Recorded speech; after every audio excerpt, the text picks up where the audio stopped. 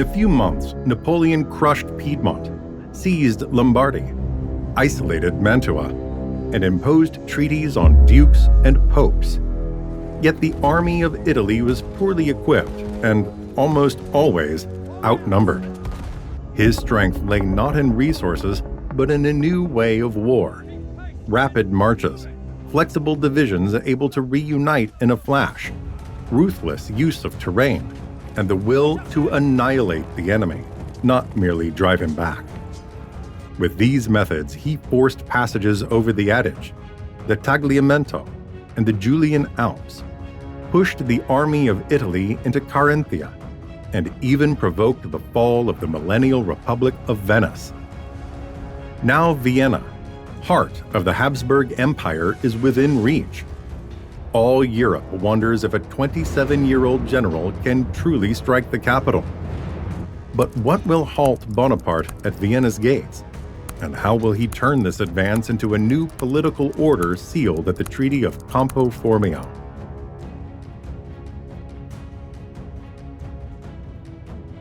After Arcole, Austria does not yield. Mantua is still under siege, and Vienna prepares one last attempt to save it. Winter does not stop the armies, while diplomacy falls. The French envoy, Henry Clark, cannot sway the emperor, determined not to negotiate until Mantua is resupplied.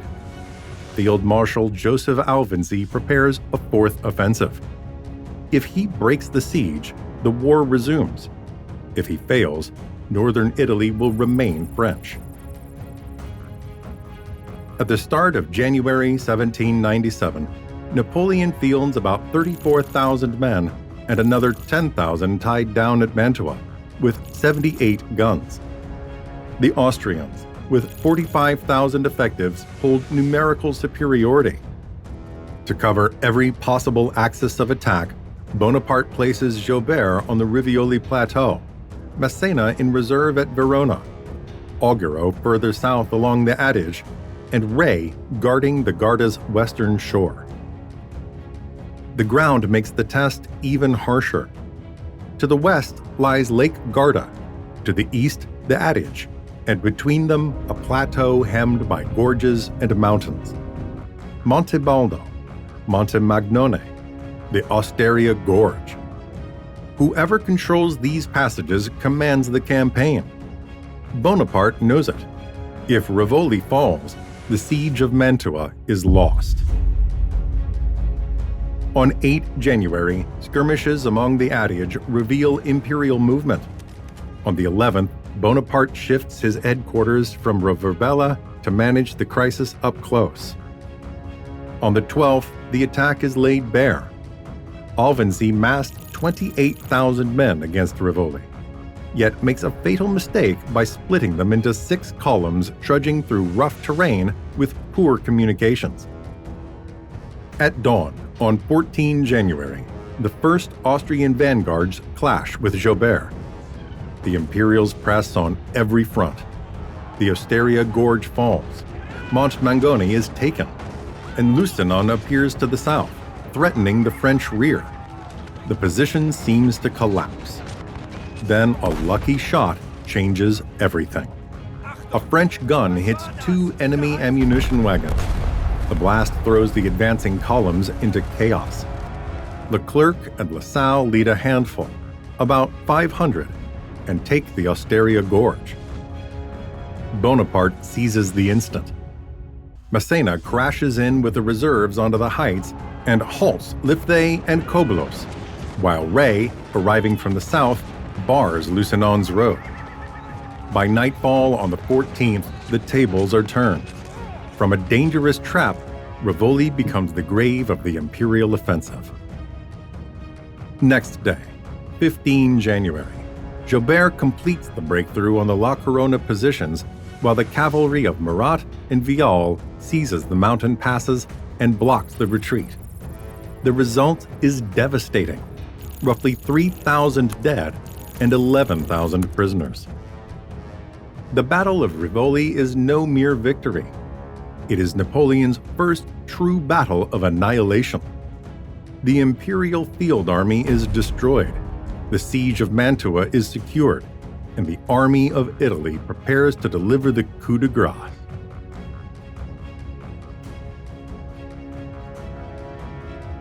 Did you know that most people who watch our documentaries aren't subscribed yet? If you enjoy animated maps and history, join our community. Leave a like and subscribe so you never miss the next episodes. As Alvinczy reels from Rivoli, another threat moves along the Adige. General Favorita makes a desperate bid. With about 9,000 men, he fords the river and heads straight for Mantua to link up with Wurmser's garrison. It is Austria's last hope of breaking the siege. On 16th January, Favorita reaches the city's eastern suburbs only to find a ring now closed. To the west stands Surrier commanding the siege. From the south comes Arcole, and Bonaparte, fresh from Rivoli, rushes in to tighten the noose. Within hours, Favorita is surrounded and compelled to surrender. Wurmser's final sortie falls as well. Mantua remains isolated. A few days later, on 2 February, the fortress capitulates. The Austrians receive the honors of war. About 16,000 soldiers march out in parade. The senior staff is allowed to return free to imperial territory, while the rest are taken prisoner. By the custom of the day, these men give their parole not to fight France again for at least a year. With Mantua in French hands, northern Italy is firmly under control. The echo of victory spreads across Europe. The army of Italy, born ill-equipped and hungry, has withstood 4 offensives and brought down the peninsula's greatest Habsburg stronghold. For valor at Rivoli and Castiglione, Andrea Massena is created Duke of Rivoli. Later, in Paris, his name will grace one of the city's most famous streets, Rue de Rivoli, running beside the Louvre, named for the victory that sealed Napoleon's first great campaign. Mantua's fall marks the end of the Lombard campaign. Nothing now prevents Bonaparte from carrying the war into Habsburg's lands.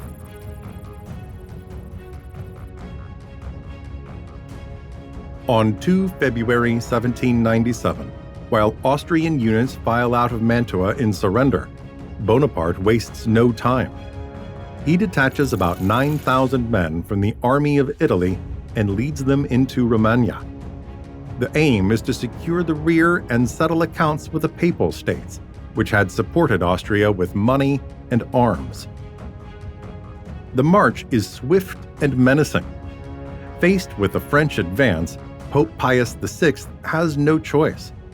On 19 February at Tolentino, he is forced to sign a humiliating treaty. Rome must pay heavy indemnities, cede the legations of Bologna, Ferrara, and Romagna, and hand over to France a share of its most prestigious works of art, destined for Paris. For the army of Italy, the treaty is momentous. The rear is quiet at last. French coffers fill, and the soldiers see their hardship rewarded with arrears of pay. Above all, Bonaparte can now turn northeast, sure he has no threats behind him. Thus, while French troops enjoy the spoils and officers ship statues and masterpieces to stock the Louvre, the general's attention shifts to a larger objective: Austria itself.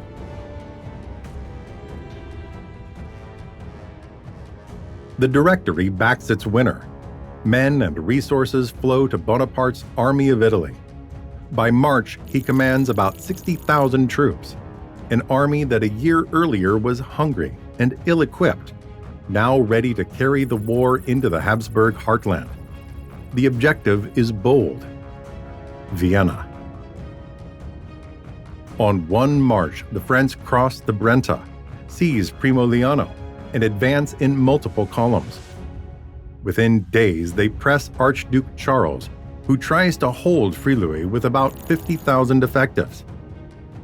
The decisive moment comes on 16 March, when Bonaparte orders the crossing of the Tagliamento. It is a difficult ford under enemy fire, but Bernadotte's vanguard forces the river, captures 500 prisoners and 6 guns, and drives Charles back on Udine. Next day, 17 March, an entire Austrian column is surrounded and surrenders at Gradisca di Isonzo. The Austrians fall back on the passes. Between 21 and 23 March, in the mountains around Tarvisio, the French strike again. The Imperials lose more than 5,000 men and 32 guns, taken in the Alpine gorges. At the same time, Jobert's column, coming from the Tyrol, takes Bolzano and Bressanone, opening another road towards Austria. The chase does not stop. On 23rd March, General Dugois enters Trieste, depriving the empire of a key Adriatic port. On 29 March, the French occupy Klagenfurt. From there, Bonaparte writes directly to Archduke Charles, urging him to halt the useless bloodshed, a gesture that proclaims the victor's confidence and the empire's weakness. At the start of April, the French advance guards already on the Semmering, a step from Vienna, the Austrians asked for a truce. On 7 April, at Leoben, a brief armistice is signed.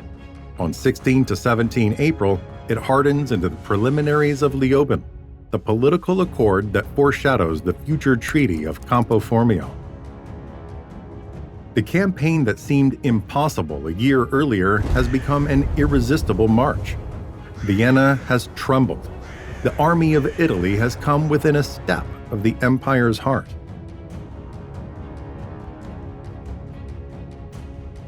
While the preliminaries are signed in the north, the rear army of Italy erupts. Between 17 and 25 April, Verona arises in the Pass Veronese. Citizens and insurgents take up arms against French garrisons in days of massacre. The repression is harsh, and Bonaparte seizes the moment. He accuses the Republic of Venice of fomenting the disorders and declares its neutrality over. It is the perfect pretext that sends La Serenissimi's fate.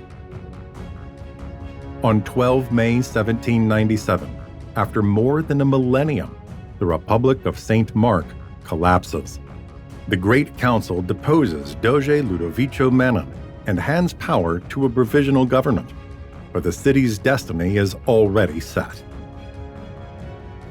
As the old republic disappears, new states of Bonaparte's making arise in Italy.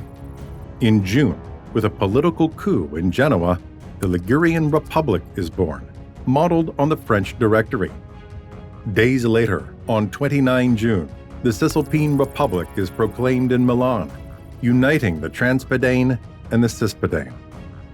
On 8 July, the Cisalpine adopts a French-style constitution, divides the land into departments, and introduces conscription, turning itself into a modern, militarized state. In a few weeks, the political map of northern Italy changes. In place of ancient republics and regional states emerge sister republics, satellites of France. The impact is immense. The north becomes a political laboratory and a military base for future wars.